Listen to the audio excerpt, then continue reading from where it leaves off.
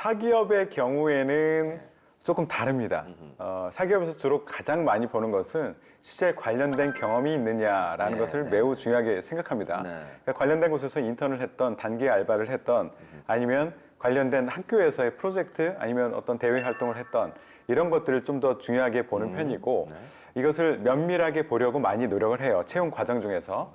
근데 금융권이나 공기업 같은 경우에는 좀 더 객관성 이런 것들을 강조하기 때문에 그게 굉장히 중요하거든요. 그렇기 때문에 객관적으로 야, 네가 경험을 이런 걸 했어? 이것을 몇 점을 줄게 보다는 그것을 객관화시킬 수 있는 자격증의 중요성은 더 높다라고 말씀드릴 수 있을 것 같아요. 그래서 금융이나 공기업 같은 데는 상대적으로 그 자격증에 대한 기준이라든가 우대사항 이런 것들을 굉장히 명시해서 높게 평가를 해주고 있거든요. 그래서 저는 사기업에서는 아니다.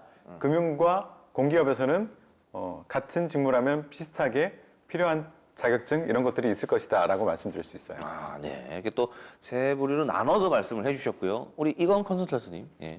일단 이 세 부류로 나눴던 거는 전적으로 동의를 하고요. 근데 이제 그 안에서도 또 묶일 수 있는 것들이 있다. 아하, 이 안에서도 또. 네, 그렇게 접근하시는 게 좋지 않을까 싶습니다. 왜냐하면 공기업들 같은 경우에도 금융적인 지원을 하고 있는 공기업들이 분명히 존재하거든요. 네네. 뭐 가령 예를 들면은 이제 신용보증기금이라든지 뭐 아니면 무역보험공사 같은 경우에는 사실은 금융적인 기능도 같이 병행하고 있죠.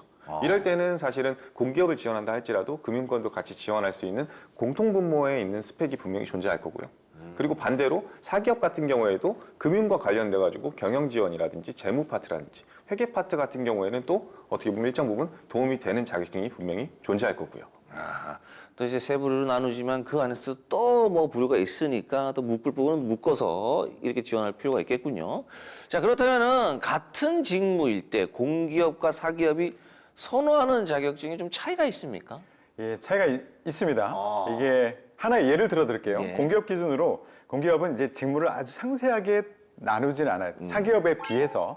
그럴 경우에는 이제 뭐 사무직, 기술직 뭐 이 정도로 나눈다고 보면 일단 공기업에서 코레일 예를 들어보면 코레일의 공통 자격증 이렇게 나온 거 보면 가점을 주는 자격증 보면 한국사 1, 2급 여기에 플러스 3점을 줍니다.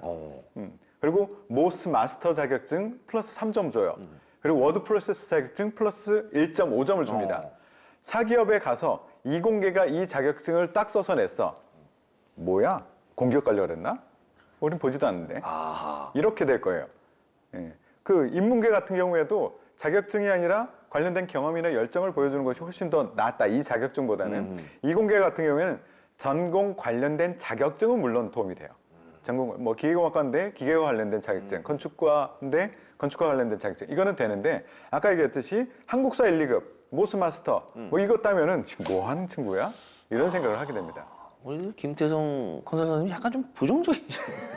보고 이것도 공부를 했네 이렇게 생각하는 면접관은 예, 없습니다. 아주 사기업의 단호합니다. 경우. 단호합니다. 사기업의 경우 그렇습니다.